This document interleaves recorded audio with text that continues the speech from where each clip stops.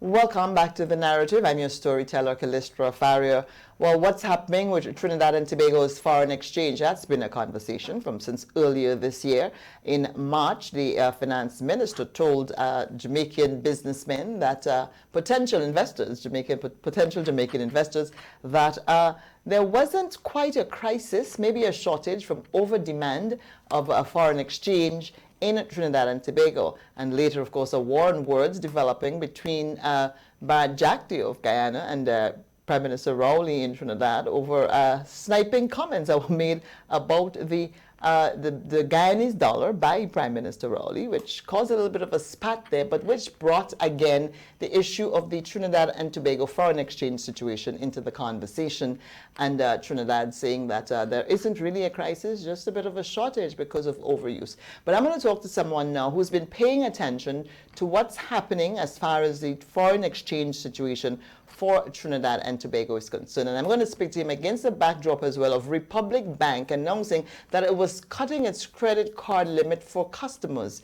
Whether or not that is also a signal of a problem, wider problem, or simply a Republic Bank focused problem. I'm joined now by Joel Julian, who is the business editor for the Trinidad Express newspaper. Welcome to the program, Joel. So we're looking at, for instance, Jagdeo in his little spat with your prime minister talked about Trinidad businessmen paying in Guyana, using Guyana to pay whatever they had to pay in U.S. currency, and claiming that that's a signal of the state of things as far as your foreign exchange goes.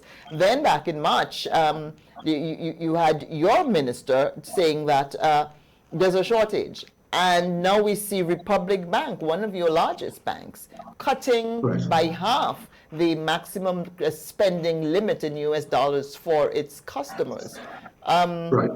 Is that signaling a bigger problem? Can we look at the Republic Bank move as being related to the general foreign exchange situation for Trinidad and Tobago? Or do you believe, as a business editor who's paying attention to these things, that it just might be a Republic Bank measure for its own internal conditions? No, it is not strictly limited to Republic Bank because of the increased demand of credit cards. But as you would have mentioned also, Republic Bank is one of the largest banks in Trinidad and Tobago.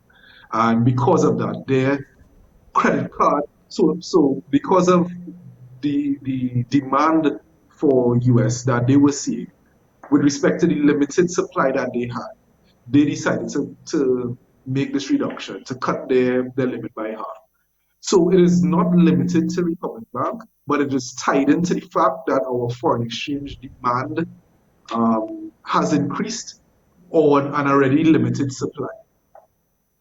So in terms of the import cover, and we know that a 3-month minimum for import cover, that kind of indicates where you are in terms of your foreign exchange situation. I believe in an article that you probably wrote, I'm not sure if you were the one who wrote it, we're talking about that your central bank's bulletin, it says that Trinidad and Tobago at the end of July had gross official reserves equivalent to 8.1 months of import cover, and 3 months coverage is the considered average amount. Is from July to now, has that changed in any way? So when it comes to coverage, Trinidad and Tobago more or less we are fairly covered. So as you would have mentioned, there's the 6 billion US that we have in terms of reserves. But apart from that, we also have a Heritage and Stabilization Fund, which also has about $6 billion US in terms of coverage. So the issue, I don't think it is one of that the economy is collapsing. If that is the picture that is being painted, I don't think it's a situation of that. But it is a stark reminder that we have a foreign exchange situation that needs to be properly addressed. And one of the things the finance minister would have done this week with respect to the issue arising out of the Republic Bank matter is that he would have deposited, I just want to get the exact figure, right? They would have injected a further US $50 million into the banking system, on Wednesday. So the Republic Bank changes would have gone into effect from the 21st. That would have been 2 days before they would have made the injection into our banking system in terms of US $50 million. So it is a foreign exchange issue. We do have limited supply. We do have increasing demand, but at this time, we are fairly secure in terms of our coverage. So the is central bank reacting? Have they reacted? What do you expect their reaction to be? Apart from the $50 million that your finance ministry has put into the banking sector, is the central bank itself? Because we're looking at, I mean, the TT dollar is at 6.6.6.5 to somewhere there to the US dollar. And but that's not the value on the street, is it? It's much higher. Much, much higher. So that's why I try to premise this whole conversation going back to 1993, where even though we have a floating regime, it is a managed float.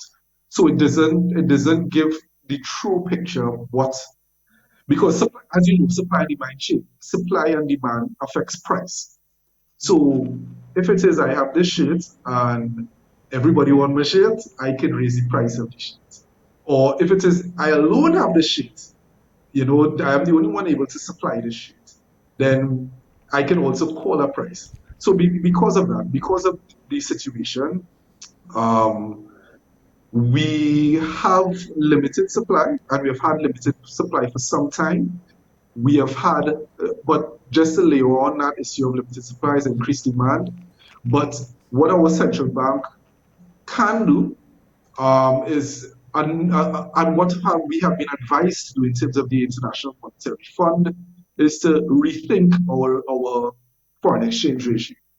And as you would have rightfully pointed out just now, while on paper it says that the TNT dollar is 6.5 to 1, unfortunately, if it is I want to purchase some US now, I may be unable to get it by my local banker. I might have to go to a kiosk in the international airport, the Piarco International Airport, and they will sell me it for 8.5. So it shows you the disparity in terms of what the actual foreign exchange rate is on paper, the listed foreign exchange, but in terms of actually trying to attain The foreign market, exchange. the Yeah. market is attracting a different price. Yeah, and it would also give rise, as you would understand, it will also give rise to probably a black market and persons trying to, because they see limited demand and increase, sorry, limited supply and increases demand, people might even want to hoard the US. So there's an overall issue that we need to look at, which is revamping and relooking at and reorganizing our foreign exchange regime. But your government rejected a suggestion or recommendation by the IMF to further devalue. Is it likely that they would even consider that? Is it likely? I think it's a conversation that has been taking place for some time, but as you would imagine, these conversations, every action has a reaction. So I think it is the whole balancing act of trying to figure out how much do we really want to do we really want it to be a situation where it is we open up our markets to the volatility of what is out there, or do we continue to manage it, even though it may not, even though there are some bugbears attached to it at this point in time. But from today's the 25th, from next week, we are having our national budget. So you never know. That might be one of the conversations the finance minister might be thinking about at this point in time, and might be one of the things that might want to introduce from next week. So, but at this point in time, it has been a conversation that has been taking place. The Minister of Finance, arising out of the Republic Bank issue, has had conversations with our major business chamber, which is the Trinidad'S Chamber of Industry and Commerce. They would have had a conversation with our banking association. in addition to the central bank. So I don't believe it's a situation that is being not taken on, but it is a situation that requires a lot of thoughts, a lot of conversation, because you know snowball effect of these things. If it is you open the market to the volatility of the market, then prices could skyrocket, etc. Is this having an impact on confidence, though, the confidence of the business sector, in terms of the decisions that they have to make to plan for their own businesses, and even just the regular Joe Blow of Trinidad and Tobago? Is this creating a crisis of confidence in any way? Okay, so in terms of the businesses are being adversely impacted, especially the small and micro enterprises. Because as you would imagine, the large multinationals, the larger businesses, the larger organizations, they might have more access to US currency. Whereas the smaller businesses, somebody wanting the small and medium enterprises, they might be getting more difficulties. And that is why one of the things that would have caused the increases demand is the way to access the US currency. If it is you cannot go into the bank and get it as freely as you want, then utilizing credit cards and purchasing product from overseas, utilizing your credit cards would have also added to the whole element of an increased demand. So I think that the business sector, it is a conversation that they are concerned about. You hear it time and time again in terms of the access of US availability, because you need US. If it is you want to be a player in terms of the global market, the international market, you do need to have access to US currency to pay for things. Trinidad and Tobago currency is not widely accepted on the international market. So there is that difficulty. In terms of the regular person, which is what we always try to focus on, in terms of express business and journalism as a whole. It is difficult because you have situations where somebody might be wanting to travel to beautiful Grenada for a weekend, but you're unable to purchase US, the amount of US you might probably want to have in order to enjoy a week in Grenada and then see all the sights and stuff like that. You, you might you might just have to eat oil down alone. You might have to eat oil down alone, or you might just have to be in Grand Anse alone, you might be able to see anything else. So there's that difficulty, and that is why one of the things that I would have mentioned to you, if it is I want to come to Grenada, I go into my banker tells me, Mr. Julian, you're unable to get more than 100 US. Now, this is just an example, then what am I left to do? But go and have to go to the international airport and go to the kiosk there and pay $8.50 for one, rather than buying it at the price that it's supposed to be sold at. So there are those sort of snowball effects when it comes to this issue. And it is an issue that needs to be properly ventilated.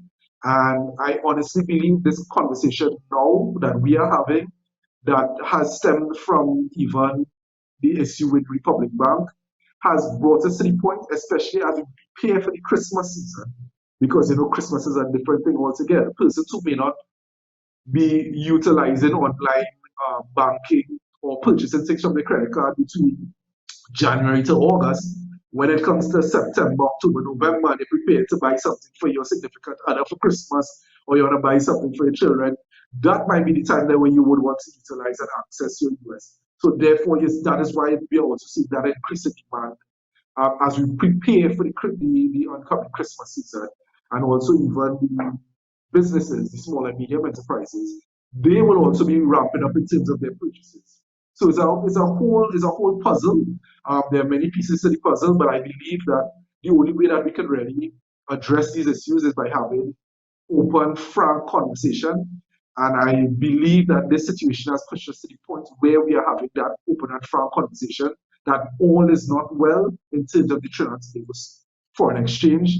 We may have been able to deal with the issue of supply shortages or gotten accustomed to it, but layering on this increased demand means that this situation is a situation that has to be properly addressed. And I hope that as we prepare for the national budget on October the 2nd, that it will be an issue that will be properly addressed, and that the central bank and the Minister of Finance that we will see some decisions being made to properly address the situation going forward.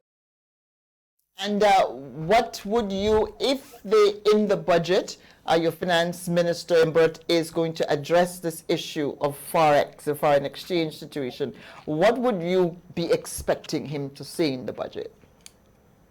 That would be a fix I don't, at okay, this so I don't, time.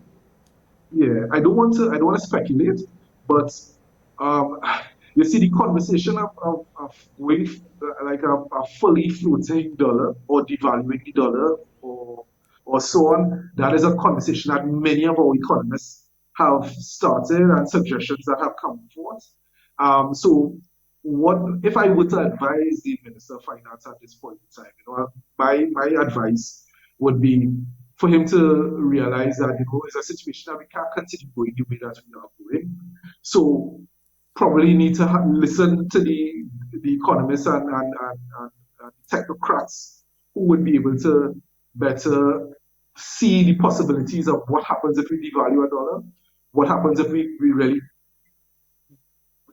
deal with this issue head on and stop just kind of pussyfooting around it, but really treat with the issue of our foreign exchange. That is something that will help us going forward. Um, but is it a is it a is it politically expedient to do that at this point in time? I'm not certain. So we will end up with a situation that we may not really address it head on. But I hope that those in power and those that can make the decisions that need to be made, make the decisions that need to be made. And sometimes, in order for you to get better, you have to take better medicine. And But you know, the IMF has are we looking at a 1990s situation again? Is it anywhere close to that? Back then, so much foreign exchange was going out that you ended up having to take those severe measures with your dollar. Are we back to that, or is it too early to be screaming 1990 all over again? I I I don't want to raise any calls for concerns or crisis, but I believe that if it is not properly treated, we will end up to we will sometimes like the IMF does. Sometimes you have to do things that you may not want to do in order to ensure that you can continue enjoying things that you would like. You know, so I don't think it's a situation where it is ringing the bell of crisis and the sky is falling. But I believe it's something that we really need to take a look at and take a serious look at. All right, Joel, I want to thank you so much for joining me on The Narrative. Joel Julian, the business editor for the Trinidad Express newspaper. It was a pleasure to have you on my program. Do come back again. I thank you. Thank you for having me. This is The Narrative. I am your storyteller, Callistra Faria, speaking to Joel Julian of the Trinidad Express. He's the business editor at that newspaper. More when we come back.